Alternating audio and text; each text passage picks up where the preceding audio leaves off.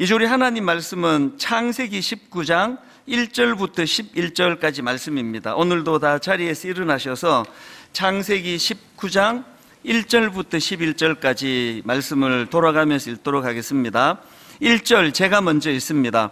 저녁 때에 그 두 천사가 소돔에 이르니 마침 롯이 소돔 성문에 앉아 있다가 그들을 보고 일어나 영접하고 땅에 엎드려 절하며 이르되 내 주여 돌이켜 종의 집으로 들어와 발을 씻고 주무시고 일찍이 일어나 갈 길을 가소서. 그들이 이르되 아니라 우리가 거리에서 밤을 새우리라. 롯이 간청하매 그제서야 돌이켜 그 집으로 들어오는지라. 롯이 그들을 위하여 식탁을 베풀고 무교병을 구우니 그들이 먹으니라. 그들이 눕기 전에 그 성사람 곧 소돔 백성들이 노소를 막론하고 원근에서 다 모여 그 집을 에워싸고 롯을 부르고 그에게 이르되 오늘 밤에 내게 온 사람들이 어디 있느냐 이끌어내라. 우리가 그들을 상관하리라. 롯이 문 밖에 무리에게로 나가서 뒤로 문을 닫고 이르되 청하노니 내 형제들아 이런 악을 행하지 말라. 내게 남자를 가까이 하지 아니한 두 딸이 있노라. 청하건대 내가 그들을 너희에게로 이끌어내리니 너희 눈에 좋을 대로 그들에게 행하고 이 사람들은 내 집에 들어왔은즉 이 사람들에게는 아무 일도 저지르지 말라. 그들이 이르되 너는 물러나라. 또 이르되 이 자가 들어와서 거류하면서 우리의 법관이 되려 하는도다. 이제 우리가 그들보다 너를 더 해하리라 하고 롯을 밀치며 가까이 가서 그 문을 부수려고 하는지라. 그 사람들이 손을 내밀어 롯을 집으로 끌어들이고 문을 닫고 같이 읽습니다. 문 밖에 무리를 대소를 막론하고 그 눈을 어둡게 하니 그들이 문을 찾느라고 헤매었더라. 아멘. 자리에 앉아 주시기 바랍니다. 우리가 잘 아는 그 고사성어 중에 근묵자흑 또 근주자적 이런 그 고사성어가 있습니다. 그 뜻을 다 아시겠지만 근묵자흑이란 검은 먹물을 가까이 하다 보면 자기도 모르게 검어진다. 또 근주자적이라는 것은 붉은색을 가까이 하면 붉은색에 물들게 된다. 이런 뜻을 가진 그 고사성어인데요. 뭐 포인트는 딱 하나입니다. 인간은 약하기 때문에 그 주위 환경의 영향을 받을 수밖에 없다는 겁니다. 이걸 강조한 거고요. 그런가 하면은 또 귤화위지라는 사자성어가 있는데 이 뜻을 바로 직역하면 이런 겁니다. 강 남쪽의 귤을 강 북쪽에 심으면 탱자가 된다. 그러니까 이것도 이제 그 중국에서 나온 오래 전부터 나온 고사성어인데요. 이 사람은 주어진 환경에 따라 변할 수밖에 없다. 이런 뜻을 갖고 있고요. 또 그런가 하면은 마중지봉이라고 이 단어의 뜻은 악한 사람도 좋은 환경에서 자라면 선량해진다. 이런 뜻을 가졌습니다. 이 모두가 다 공통점이 뭡니까? 인간은 주변 환경의 영향을 받는다는 겁니다. 그래서 여러분들이 잘 알고 계시지만 맹모 삼천지교, 이 맹자의 어머니가 자식 교육을 위하여 이사를 3번이나 했는데, 그런데 아이 교육을 위해 이제 맨 마지막 이사한 곳이 글 읽는 소리가 들리는 서당 근처였다. 그랬더니 어린 맹자가 늘 글 읽는 흉내를 내고 그러면서 성장하더라. 뭐 이런 내용이 맹모 삼천지교 아닙니까? 이런 내용들은요, 오늘 우리 젊은 부모님들도 명심해야 되는 이야기예요. 이 아이들에게 이 주변 환경이라는 건 뭐 거의 절대적인 영향을 미친다는 겁니다. 제가 오늘 본문에 나오는 이 롯이라는 인물에 대해서 묵상하다가 이런 내용들이 계속 떠오르는 이유가 있습니다. 오늘 본문에 나오는 롯은 그야말로 그 사람은 주변 환경의 영향을 받을 수밖에 없다, 이걸 간과하다가 자기와 자기의 온 집안이 다 정말 끔찍한 비극을 경험하는 그런 내용이 오늘 본문에서 다루어지고 있기 때문입니다. 오늘 설교도 이런 포인트로 좀 이제 전개해 가고 싶은데요.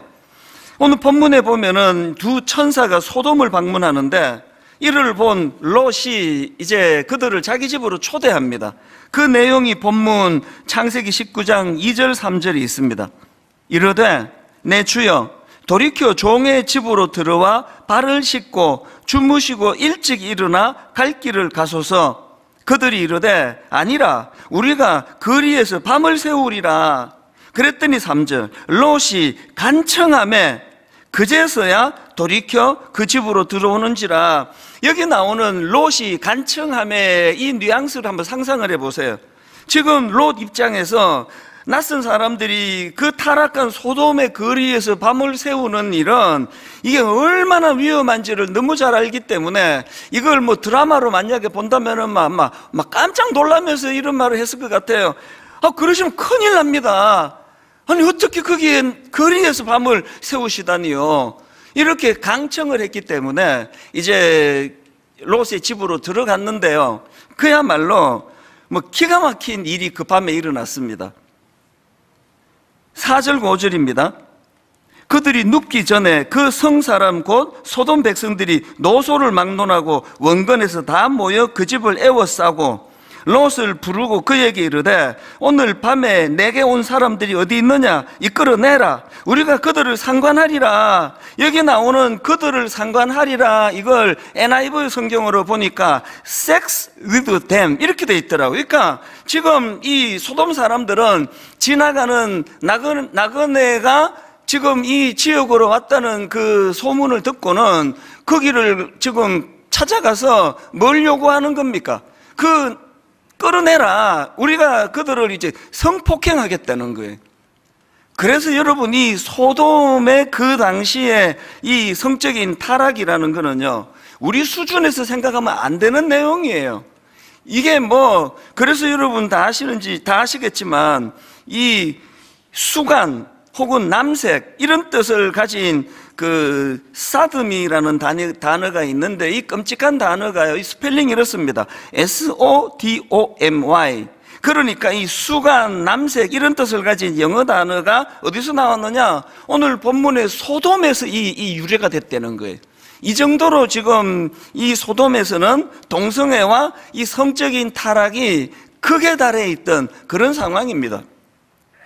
그런데 제가 주목하는 거는 그 도시가 얼마나 타락했느냐, 이것도 제가 많은 자료들을 살펴보고 또 준비를 했지만 제 관심은 롯이에요. 왜냐하니까 오늘 이 설교를 들을 대상이 그 소돔에 타락한 사람들이 아니잖아요. 오늘 이 설교를 듣는 모든 분들은 롯처럼 이미 그 악한 도성에 살고 있지만 이미 하나님 믿는 사람들이거든요.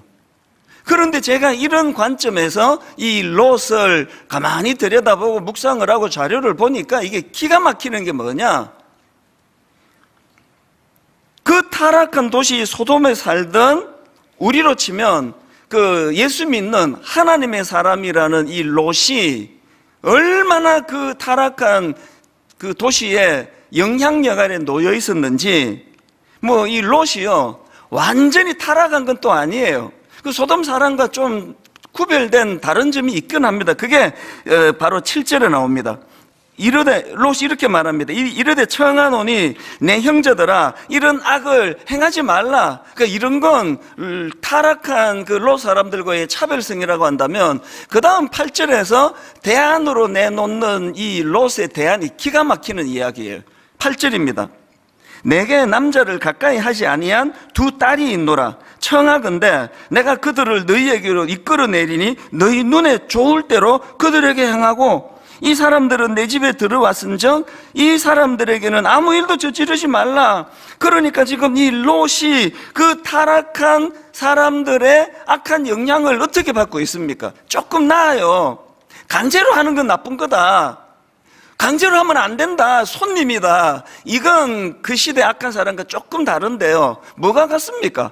강제로 하지만 않으면 다 괜찮은 거 아닙니까? 딸을 내준다는 게 뭘 의미하는 거예요? 이미 롯이 하나님의 사람이라 그러면서 하나님의 영향을 받는 게 아니라 어디에 영향을 받았냐? 그들의 악한 가치관이 엄청나게 지금 스며들어 있는 상태거든요. 저는 지난 한 주 내내 이 말씀을 묵상하면서 마음에 굉장히 두려움이 생겼습니다. 제가 이 말씀을 묵상하면서 1차적으로는 목사인 저 자신을 돌아보는 그런 재료로 제가 삼다 보니까요, 그 60년대, 70년대 어른 목사님들하고 제가 자꾸 비교가 되는 거예요. 60년대, 70년대 무슨 인터넷이 있습니까? 유튜브가 있습니까? 쓸데없는 이런 유혹글이 하나도 없는 이 세상에 성도님들도 그 시대를 생각하면 굉장히 순수했거든요. 거기에 비해서 지금 저는 부지불식간에 제가 인식하지 못하는 사이에 상당히 많은 세상적인 가치관이 저에게 스며들어 있을 거라는 생각을 하니까 마음이 두려움이 오는 거거든요. 그리고는 2차적으로 제가 묵상을 할 때 여러 번 생각한 겁니다. 오늘 이 설교를 들으시는 수많은 크리스찬 분들이 이 악한 소돔 같은 이 세상에 영향을 받을 수밖에 없는 그런 상황이다 보니까 이게 얼마나 저에게 마음의 두려움을 가져다 줬는데요. 그 보이지 않는 영향력, 이런 제목의 책이 있습니다. 이 책은 미국 교수님이 쓴 책인데요. 펜실베니아 대학교의 와튼 스쿨의 교수입니다. 조나 버그 교수가 쓴 책인데, 이분은 교수님으로서 활동했을 뿐만 아니라 이 사회적 영향력에 대한 연구를 오래 해온 전문가예요. 이분이 이제 수많은 실험과 조사를 통해서 어떤 결론을 내렸는가 하니까 딱 한마디로 이분의 주장을 핵심만 말하자면 이겁니다. 우리가 내리는 모든 결정의 99.9%는 타인에 의해 이루어진다. 그러니까 우리 인간의 삶을 지배하는 건 보이지 않는 어떤 영향력에 의해서 우리는 늘 끌려간다는 거거든요. 이런 이야기를 가볍게 들을 수 없는 게요, 뭐 저 같은 비전문가가 상식적으로 하는 이야기가 아니에요. 이거는 뭐 이 분야의 완전 대가입니다. 그 전문가가 오랜 시간 연구해서 내린 결론이 이거라고 한다면, 지금 우리가 생각하는 거, 우리가 뭘 결정하는 거, 이게 지금 롯이 그 시대의 악한 시대를 자기도 모르게 영향받아가는 것처럼 우리 모든 그리스도인들이 이거 긴장해야 되는 그런 사안이라는 겁니다.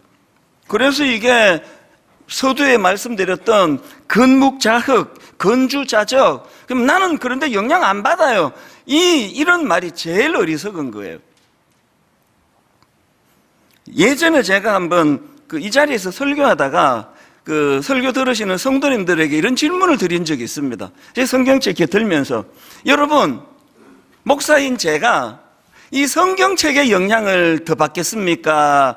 플레이보이 잡지, 음란 잡지의 영향을 더 받겠습니까? 이렇게 물었더니요, 고맙게도 막 대부분의 분들이 성경책이요 이렇게 대답을 해서 너무 감사했습니다. 그러나 불행하게도 정답이 아니에요. 너무 놀라지는 마세요. 우리 목사님이 포르노 영향을 받아, 그게 아니고요. 저는요, 성경책의 영향을 더 받는 것도 아니고 포르노 잡지의 영향을 더 받는 것도 아니고 제 손 가까이에 있는 것에 영향을 받습니다. 이건 제가 만들어낸 말이 아니고, 그 23살 때 이민 가서 이민교회에서 그때 한국에서 온 외부 강사님이 들려준 이야기예요.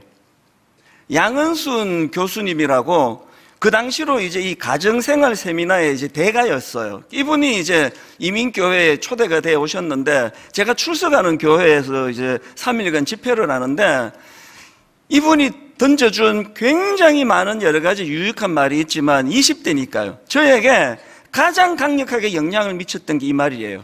무엇을 가까이 두느냐에 영향을 받는다. 이게 제 삶에도 참 영향을 많이 미쳤습니다. 그래서 제가 여러분에게 늘 강조하는 게 이겁니다. 그런 빌미를 제공하지 말라는 거예요. 환경을 만들지 말라는 겁니다.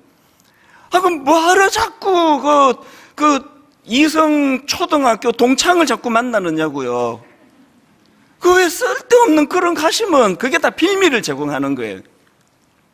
왜 마음이 허하고, 아이고 우리 걔는 잘 있나, 지금 자기 남편 걱정도 안 하면서 그 동창생 걔가 잘 있는지를 왜 걱정하는, 빌미를 제공하면 안 되는 거예요. 그래서 제가 개척 초기부터 막 여러 번 그런 얘기 했잖아요. 빌미를 제공하지 않는 거예요. 그래서 저는 뭐 광고도 여러 번 했고, 또 저도 그렇게 실천했고요. 여성도 혼자 1대1로 바깥에서 만나는 거, 이거 있을 수가 없는 일이에요. 그럼 뭐하러 바깥에서 만납니까? 교회에서 만나면 되죠. 그리고 뭐 차는 뭐 여성도 혼자는 내 철칙이다. 내 여성도 절대로나 차 안 태워준다. 꼭 필요하면 트렁크로 가라 그래야지. 이 농담을 하는 얘기지만, 그래서 이제 제 마음에서 뭐 계속 이제 조심하고 또 조심하고 또 여성도와 상담하게 되면은 어지간하면 문 다 열어놓고 하고 이 소리가 좀 새 나가면 안 되는 경우, 지금도요 드림센터에서 이제 여성도랑 그 면담을 하게 될 때는 꼭 바깥에 보초를 하나 세워요.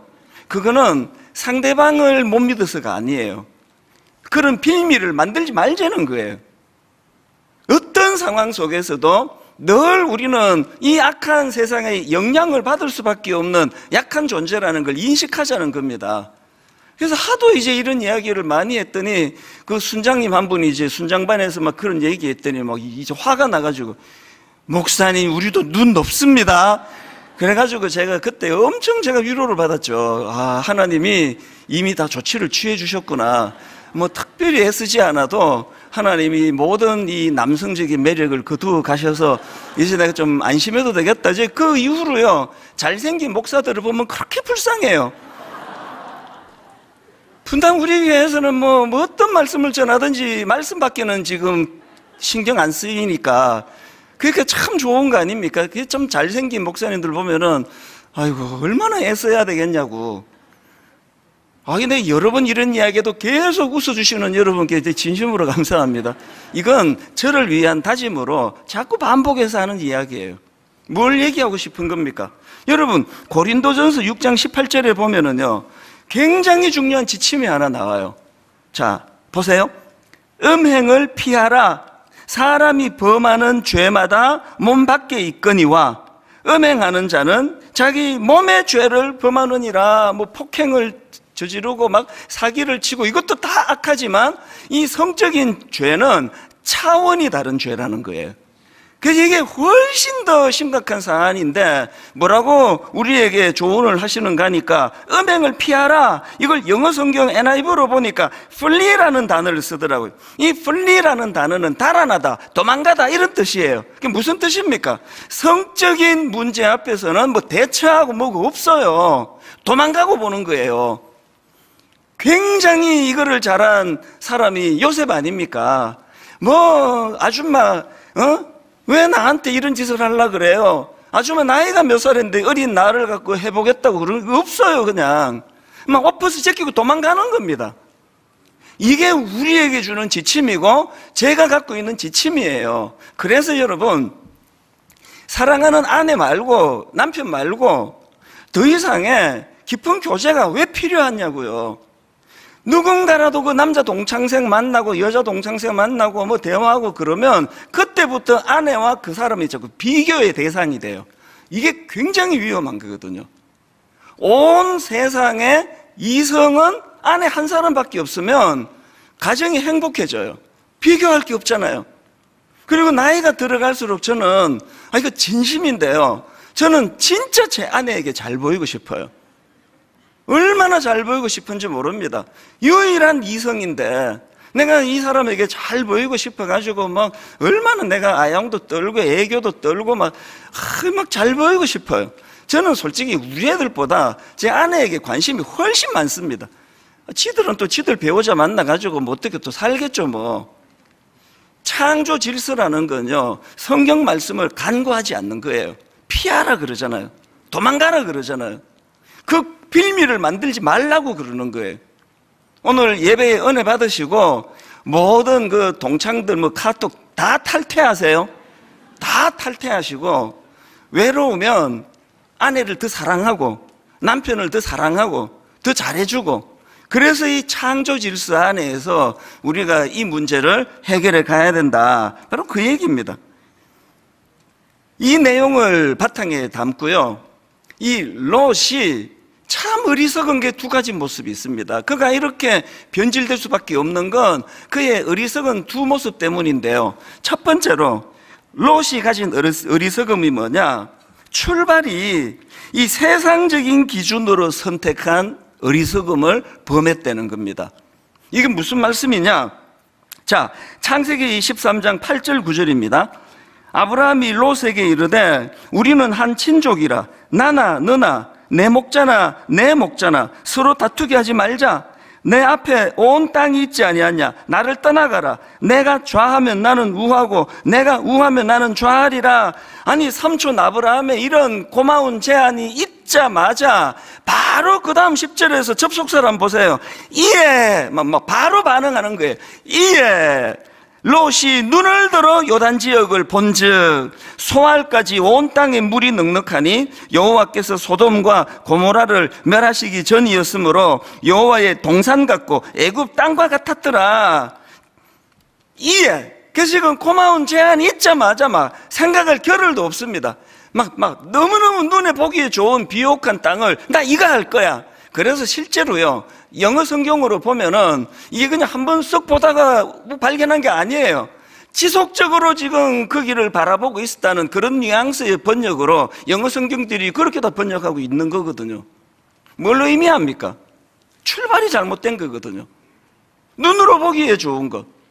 그래서 이 10절에서 보니까 왜 그곳이 롯을 굉장히 마음을 확 끌게 만들었나? 10절 끝에 보니까 여호와의 동산 같았기 때문이래요. 그러면 여기에서 창세기 3장에 나오는 어떤 내용하고 굉장히 이게 연관성이 있는 거를 저는 보고 있는데요. 그래서 창세기 3장 6절입니다. 하와가 타락할 때의 모습을 이렇게 그립니다. 여자가 그 나무를 본즉 먹음직도 하고 보암직도 하고 지혜롭게 할 만큼 탐스럽기도 한 나무인지라. 사단이 여기서 난 거 아닙니까?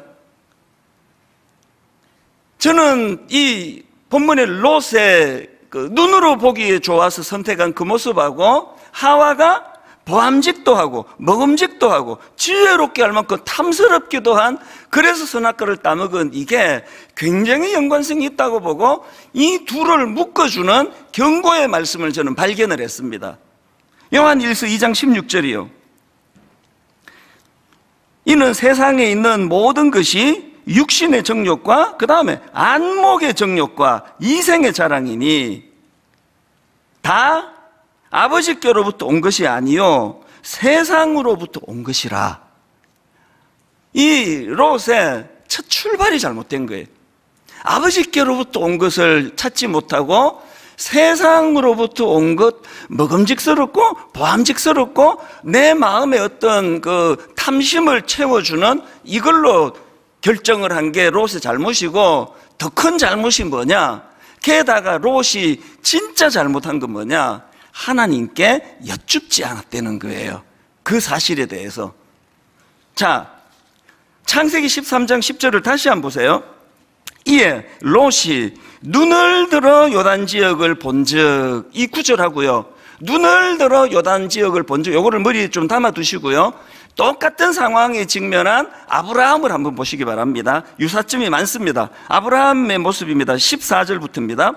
롯이 아브라함을 떠난 후에 여호와께서 아브라함에게 이르시되, 그 다음 보세요. 너는 뭐하라 그러세요? 눈을 들어 너 있는 곳에서 북쪽과 남쪽 그리고 동쪽과 서쪽을 바라보라. 이 공통점 아닙니까? 눈을 들었어요. 롯도 눈을 들었거든요. 그 다음에 15절을 보십시오. 하나님 말씀이 보이는 땅을 내가 너와 내 자손에게 주리니 영원히 이르리라. 이게 지금 행동 양식은 둘이 똑같아요. 눈을 들었어요. 그리고 원하는 땅을 바라보았고 그것에 대하여 흡족한 마음을 가졌는데, 유사하게 전개되는 두 그림이지만 결정적인 차이가 있습니다. 롯의 그것과 아브라함의 그것의 결정적인 차이는 주체가 달라요. 주체가 누구냐는 거거든요. 여기서 얻을 교훈이 진짜 중요한데요, 예수 믿는 우리가 하나님 알지 못하는 세상 사람들과 무엇으로 차별화를 가져갈 거냐고요. 인격, 또는 안목, 그런 거 아니에요. 차별 없습니다. 똑같습니다. 우리의 차별성은 걸러지는 작업이 있다는 거예요. 아브라함이 그랬던 것처럼 늘 하나님과 소통하면서 하나님 앞에서 이것들을 걸러가요. 그래서 그냥 똑같은 것을 보는데 그냥 보는 게 아니에요. 하나님의 인준을 통해서 그치는 거거든요. 언젠가도 말씀드렸지만요, 지난 21년 분당 우리 교회 개척 이후로 유혹을 어마어마하게 많이 받았습니다. 특별히 이제 우리는 학교를 빌려 쓰고 사람이 막 모여든다는 소문이 나고부터 진짜 여러 종류의 업자들이 저를 찾아왔습니다. 분당에 빈 터만 있으면 갖고 와가지고 사라고, 이거 사야 지금 사면 된다고, 내가 뒤 봐주겠다고. 요 바로 우리가 예배드리는 송림중고등학교 길 건너 저 산도요, 초창기에 누가 갖고 왔더라고요. 저게 지금 그 그린벨트 지역이에요. 근데 곧 풀어주겠다는 게, 곧 풀린다고. 일단 사놓으면 곧 풀린다고. 거기에 너무나 아름다운 전원교회, 도시형 전원교회를 만들 수 있다고. 그런 유의 유혹을 엄청 많이 받았지만요, 제가 단 한 번도 거기에 넘어가지 않았던 건 저의 지혜와 분별력이 아니에요. 거기에 흔들린 적이 몇 번 있었습니다. 그런데 어떻게 그것을 피할 수 있었느냐? 저에게는 제동장치가 있어요. 저의 이 어설픈 눈과 판단력으로 도저히 가늠할 수 없는 걸 새벽마다 하나님 앞에 기도하면서 하나님이 걸러주세요. 그래서 21년 동안 큰 교회가 위기를 맞이하는 이런 어려움 겪지 않고 피해갈 수 있었던 전적인 원인은 하나님의 은혜예요. 그 하나님의 은혜를 제가 간과하고 그 보이스 피싱 이런 거 왜 바로 넘어갑니까? 즉각 반응하니까요. 바로 자기가 생각할 때 이거는 큰일 났다 싶으니까 막 통장 들고 막 은행으로 뛰어들어가 가지고 지금 은행에서 계속 그치는 작업들이 뭡니까? 5초를 기다리게 하고. 그 우리도 다 불편해요, 지금. 그 모든 과정을 거치면서 생각 좀 하라는 거거든요. 오늘부터 저와 여러분이 예수 믿는 사람으로 세상 사람과 차별성을 둘 때 난 그들보다 더 똑똑해, 난 그들보다 더 지혜로워, 나는 판단력이 뛰어나, 이게 가장 위험한 생각이에요. 우리가 하나님 믿는 사람으로 세상과 차별화를 둘 수 있는 유일한 게 있다면 우리에게는 걸러지는 하나님의 말씀이 있습니다. 그래서 한 구절 묵상을 얼마나 강조합니까? 항상 말씀을 가까이 하고 기도하고 하나님 뜻을 분별해 가자는 거거든요. 이게 롯이 가졌던 첫 번째 잘못이에요. 출발이 잘못됐다. 두 번째 잘못이 뭐냐? 롯의 어리석음은요, 벌써 떠났어야 하는 곳에 여전히 머물고 있는 어리석음입니다. 본문 15절 16절입니다. 동틀 때에 천사가 롯을 재촉하여 이르되 일어나 여기 있는 내 아내와 두 딸을 이끌어내라. 이 성의 죄악 중에 함께 멸망할까 하노라. 그랬더니 16절, 그러나 롯이 뭐 했습니까? 지체하매. 이게 롯의 어리석음이에요. 사실 여러분, 우리 지난 특세 때 이미 다뤘던 한 부분 기억하시는지 모르겠는데요, 롯이 잘못된 선택으로 소돔을 선택했기 때문에 그것 때문에 포로로 잡혀가는 위기를 겪었습니다, 롯이. 그래서 이제 삼촌 아브라함에 의해서 천신만고 끝에 아브라함이 그 롯을 구출해 주는 일이 있었거든요. 그런 일을 겪었으면 바로 그 자리에서 이거 내가 이게 눈으로 봐서 결정한 게 위험하네 그러고 청산을 했어야 되는데 그 위험한 곳에 롯이 왜 또 들어갔을까요? 아까 읽어드린 이 말씀이 저는 답이라 생각해요. 그러나 롯이 지체함에 거기에 너무 익숙한 그 소돔에 매력이 있는 거예요. 롯이 보기에 이거 떨치기에 너무 아까운 거예요. 이거 그냥 미적미적거리고 있는 거 아닙니까? 인생은요, 두 종류예요. 딱 두 종류입니다. 한 종류는요, 망하기 전에 깨닫는 사람이 있어요. 망하기 전에 깨닫는 사람이 있고, 또 다른 한 종류는 망하고 난 뒤에 깨닫는 사람이 있습니다. 주로 그 청소년, 사춘기 애들이 후자가 많아요. 암만 부모가 다 얘기해도 이제 겪어보고, 그래서 이제 한 20대 되면은 꼭 얘기해요. 그 중고등학교 때 아빠 말 들을 걸 그랬네요. 30대 때, 그 20대 때 아빠 말을 내가 들을 걸 그랬네요. 이게 항상 이게 미숙한 아이들, 그래서 저는 그것도 교육의 한 그 단계라 생각해요. 본인이 겪어보면서 그런 걸 깨닫는 것도 교육이거든요. 그런데 나이가 이제 50이 되고 60이 되고도 그 패턴을 못 벗어나면 그건 너무 어리석은 거 아닙니까? 롯은요, 망해야 깨닫는 사람이에요. 그래서 이 사람이 어리석대는 거거든요.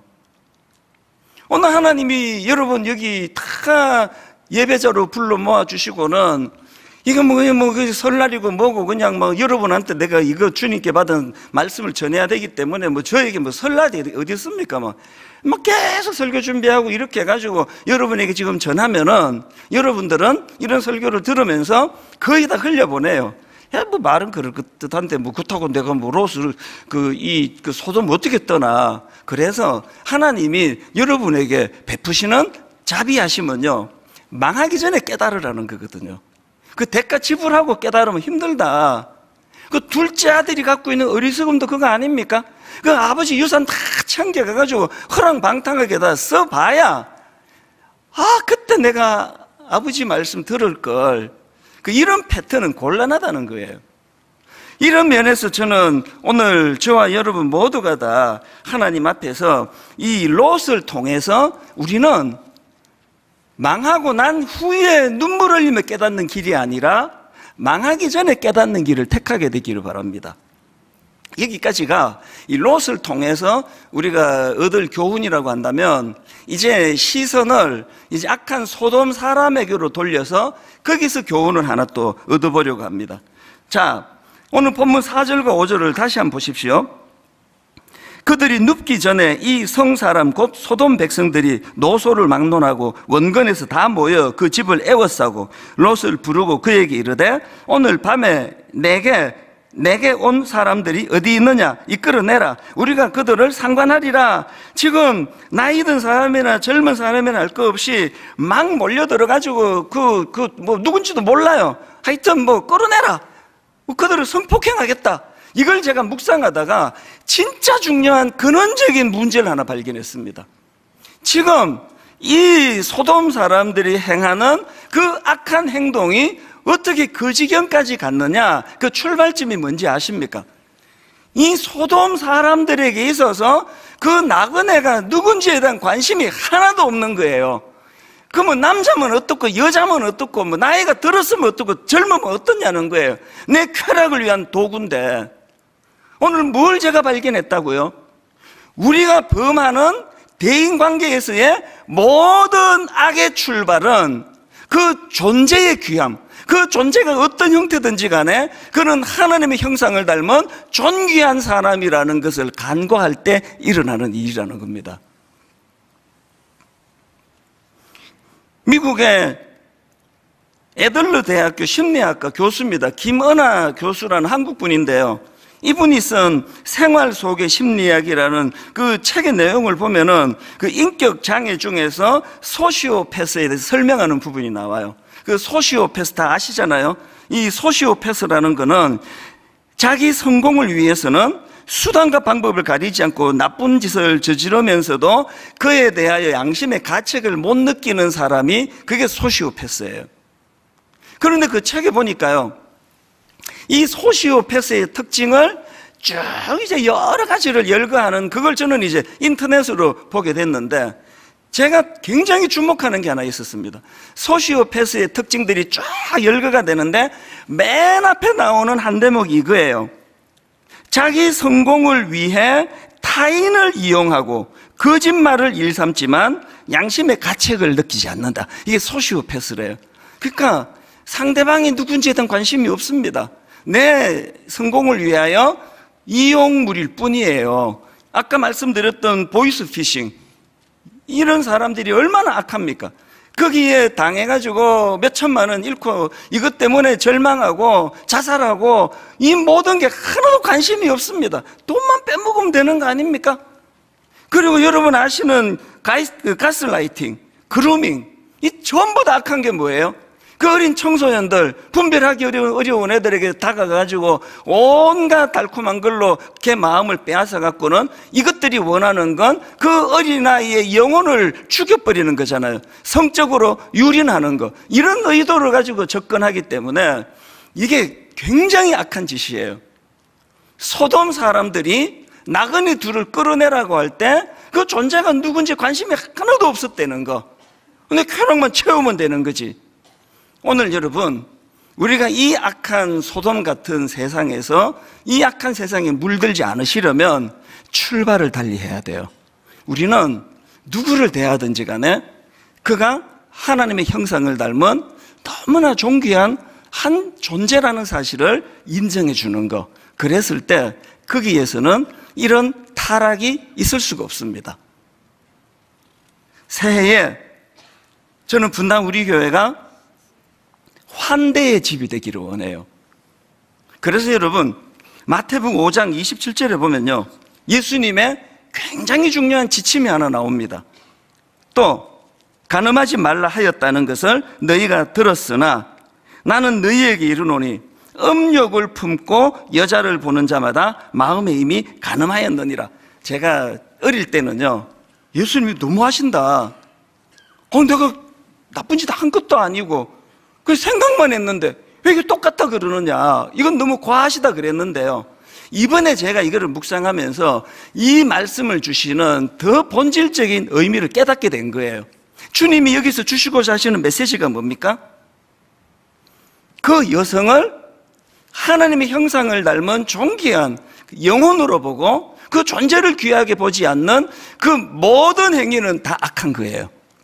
그래서 오늘 이 소돔 같은 이 땅에서 벌어지고 있는 끔찍한 일들 보세요. 키 얼마니? 몸무게가 몇 킬로야? 허리 얼마? 걸핏하면은 2두박근, 3두박근. 오늘 이 모든 게 우리 믿는 우리도 거기에 젖어가지고 너무 쉽게 내뱉는 여성을 하나님의 형상을 닮은 영혼으로 보지 않는 모든 건 다 악한 거예요. 궁금해하지 마세요.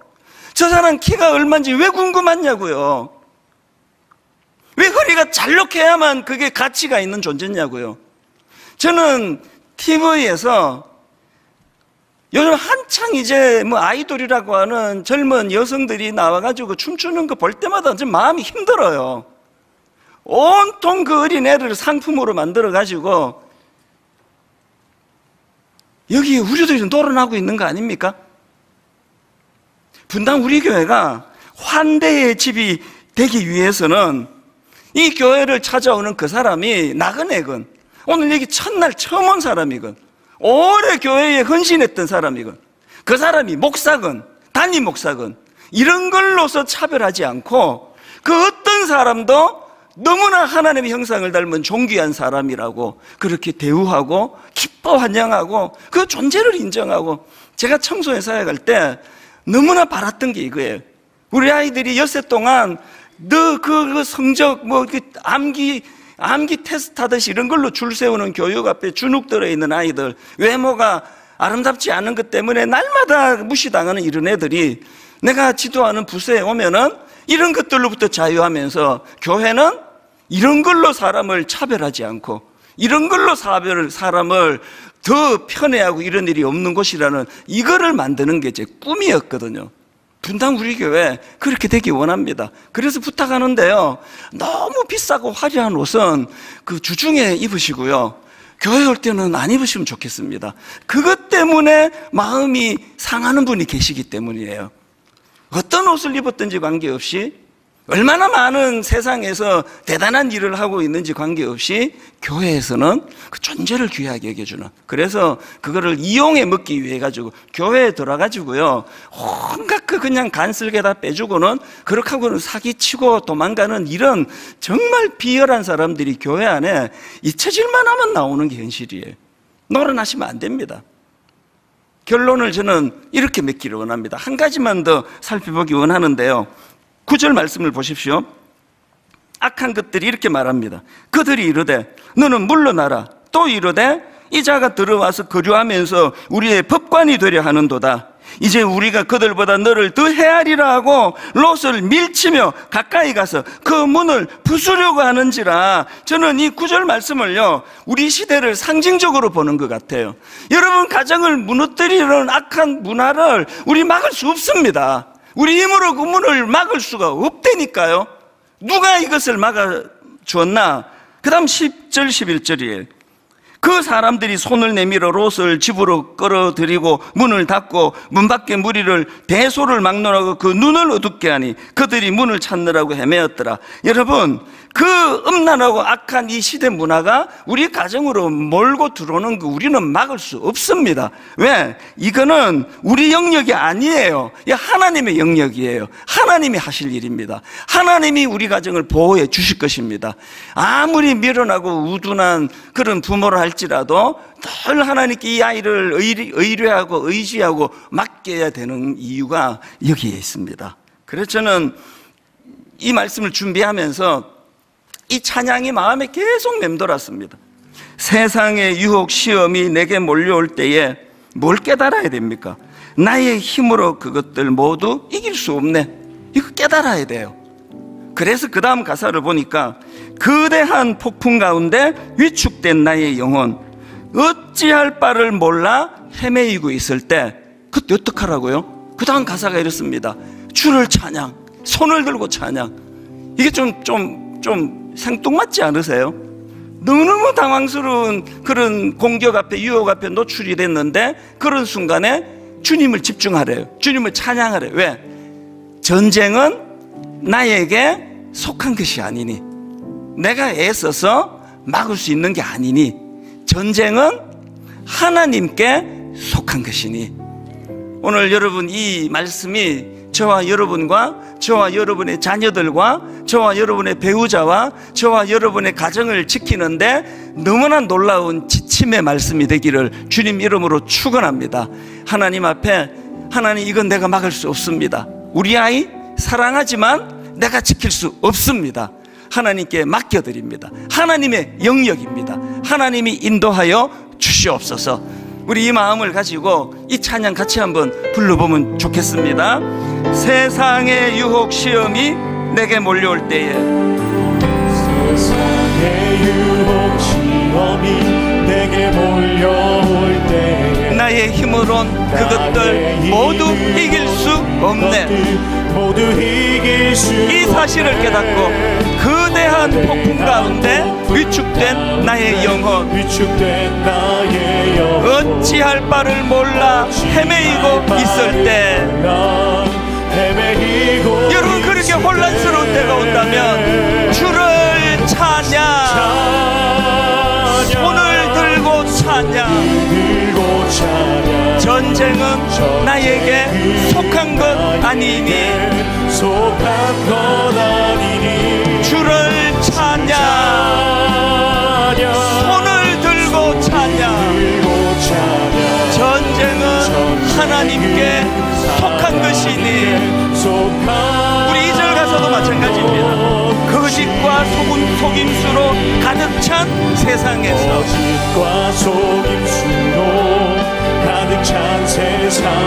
어디로 갈지 몰라 머뭇거리고 있네.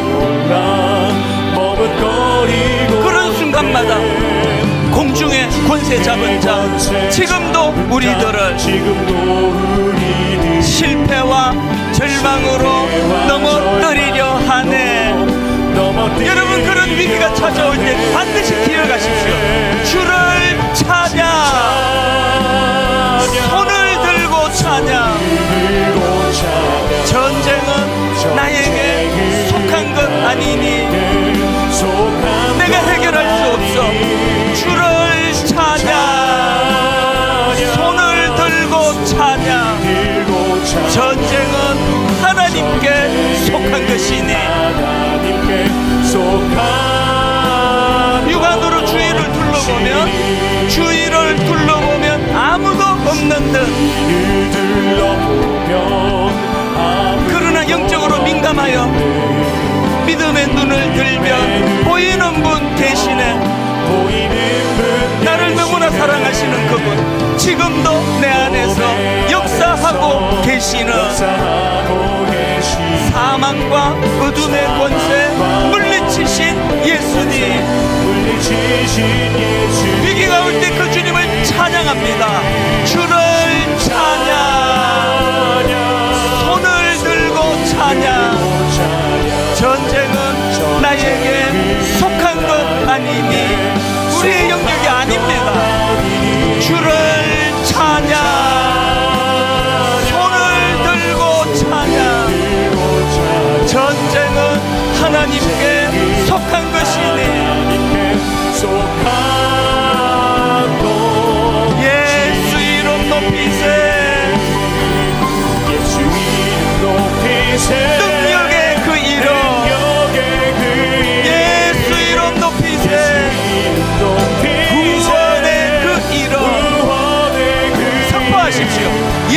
이름을 부르는 자 선포합니다. 예수 이름을 믿는 자, 예수 이름 앞에 나오는 자, 예수 이름 앞에 나오는 자 복이 있도다. 이전입니다. 나의 계획이 실패하고 나의 계획이 실패하고 살아가다 자주자주 접하는 나의 소망이 끊어질 때, 여러분 그럴 때 더 애쓰는 게 아니라 나의 삶의 주관자 되신 그분 앞에 나의 무릎을 꿇어 경배하네. 위기가 찾아올 때 나의 삶을 그분께 맡길 때, 이거 여러분 경험하고 계십니까? 비로소 나의 마음 평안해. 구원의 반석 되신 예수의 이름은 바로 이 시간에 선포합니다. 소리 높여 찬송하네. 나를 너무나 사랑하신 십자가 지신 주님, 예수 이름 높이세. 능력의 그 이름, 예수 이름 높이세. 구원의 그 이름. 내 인생의 위기가 찾아올 때 예수 이름을 부르는 자, 예수 이름 앞에 나오는 자, 예수 이름 앞에 나오는 자, 복이 있도다. 우리 다 자리에서 일어나셔서 마지막으로 한번 이렇게 선포합니다. 예수 이름 높이세. 능력의 그 이름, 예수 이름 높이세. 구원의 그 이름, 예수 이름을 부르는 자, 예수 이름을 믿는 자,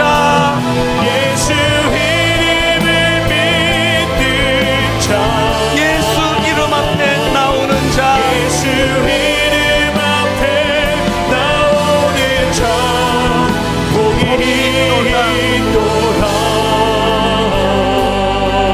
한 가지 놓고 기도합니다. 하나님, 인생이 두 종류라면 망하고 나서 깨닫는 사람이 있고 망하기 전에 깨닫는 사람이 있다면 후자를 원합니다. 망하기 전에 깨닫기 원합니다. 저기 막다른 골목이 있는데 끝까지 가보고 고생 다 하고 그 말 맞네, 어리석잖아요. 하나님의 인도하심을 받아 아버지 망하기 전에 깨닫기를 원합니다. 망하기 전에 돌이키기 원합니다. 망하기 전에 회복이 일어나기를 원합니다. 우리 한 목소리로 합심해서 다 같이 기도하시겠습니다. 살아계신 하나님 아버지, 오늘 하나님의 은혜를 이 시간, 하나님의 자비하심을 이 시간 마음 깊이 받으며 감격하며 감사합니다. 오 하나님 아버지, 우리는 너무나 소돔 같은 악한 도시를 살아가고 있습니다. 우리는 너무나 하나님 아버지 이 악한 도시의 영향을 받으며 살아가고 있습니다. 하나님, 우리들의 삶 가운데 살아계신 하나님의 일하심을 그분의 영향력 아래 놓여있기를 원합니다. 하나님, 롯이 범했던 두 가지 어리석음을 우리는 범하지 않기 원합니다. 뭘 선택할 때 하나님 그 출발점부터 잘못된 나의 정욕과 내 안에 있는 탐심과 아버지 내 안에 있는 우리 악한 것들을 숨기는 이 세상의 탐욕으로부터 자유할 수 있는 믿음과 지혜를 넣어 주시옵시고, 아버지 내 발이 득불이시고 안목의 빛 되시는 그 정욕으로 말씀을 잘못 판단하지 않도록 인도하여 주시기 원합니다. 하나님, 그런가 하면 아버지 벌써 누구든 떠나야 하는 상황인데 아버지 거기에 미적거리에 붙어있는, 그래서 아버지 망하고 난 뒤에야 너무나 가슴 아픈 깨달음을 누렸던 롯의 길이 아니라 하나님, 망하기 전에 깨닫기 원합니다. 망하기 전에 돌이키기 원합니다. 망하기 전에 한번 하나님의 은혜를 바라보며 영안을 열고 돌이켜 뒤돌아서기를 원합니다.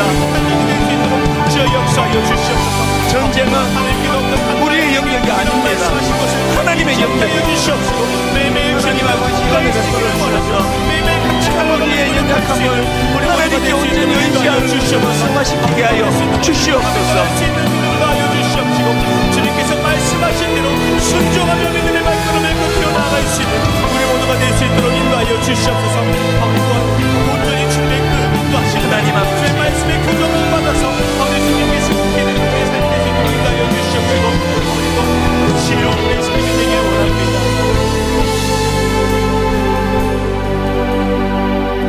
하나님 오늘 주신 말씀이 바로 우리의 삶을 돌이키게 하는 능력이 되게 하여 주시옵소서. 너무나 악한 이 시대에 우리 자녀들의 가치관을 우리 부모가 어떻게 할 수가 없습니다. 막을 수 없습니다. 막을 수 없어 하나님께 의지하고 의뢰하며 맡겨드리기를 원합니다. 하나님, 전쟁은 우리의 영역이 아님을 깨닫게 해주시니 감사합니다. 하나님께 속한 하나님이 하실 일임을 우리가 기억하고, 하나님 우리 자녀들을 사랑하지만 참 부모가 가진 그 한계를 인식하고, 하나님 이런 어려운 일이 찾아올 때 여호와 하나님 앞으로 나아가도록 도와주시고, 무엇보다도 하나님 오늘 함께 나눈 이 롯의 잘못 두 가지를 기억하면서 하나님 출발부터 그저 이 안목의 정욕으로 눈에 좋은 대로 세상 가치관을 따라 너무나 화려하고 아름다운 것을 선택한 그것이 롯을 죽이는 길인 것을 아버지 우리도 영안이 어두워 잘 판단을 못합니다. 아브라함처럼 하나님과 늘 소통하며 하나님께 아뢰며, 우리 여호와 하나님께서 우리 인생에 하나님 우리를 걸러주시는, 하나님께서 우리를 통제시켜 주시는 그런 은혜의 자리매김이 일어나도록 함께하여 주시옵소서. 오늘 또 내일 명절을 맞이해서 오랜만에 만나는 친척들, 주변 사람들, 아버지 그들에게서 우리 안에 그리스도의 향기가 드러나게 하여 주시옵소서. 지친 피곤한 많은 일상을 사는 친척들을 만났을 때 우리가 주님 이름으로 한번 던져주는 그 놀라운 말씀이 그들의 영혼을 치유하고 회복시키는 능력이 되도록 도와주시고, 이런 일이 가능할 수 있도록 아버지 어떤 사람을 만나든지 그가 가진 외적인 그 무엇으로 판단하고 외적인 그 무엇으로 편애하는 것이 아니라, 아무리 남루하고 초라한 사람이라 할지라도, 실패한 인생이라 할지라도 여전히 그 안에 있는 하나님의 형상을 드러내며 그를 귀히 여기며 그렇게 환대하는 그런 저희들의 삶이 되도록 인도하여 주시옵소서. 이번 한 주간 주신 말씀의 능력으로 힘있게 기쁘게 넘어지면 다시 일어날 힘을 제공해 주시는 주님을 의지하며 이 한 주간 거뜬히 살아내고 다음 주 반갑게 만날 수 있도록 인도하여 주시옵소서. 우리 주 예수 그리스도의 은혜와 하나님 아버지의 다함없는 사랑과 성령님의 감동, 감화, 위로교통 충만하심의 역사가 오늘 주신 말씀 마음에 담고 다시 한번 힘을 얻어 일어나 달려가기로 다짐하며 예배하는 모든 주의 자녀들 머리 위에 지금부터 영원토록 함께 하시기를 간절히 축원하옵나이다. 아멘. 지금은 선교 헌금 시간입니다. 이 예배를 통해 삶 가운데 은혜와 회복이 충만하시길 간절히 기도합니다.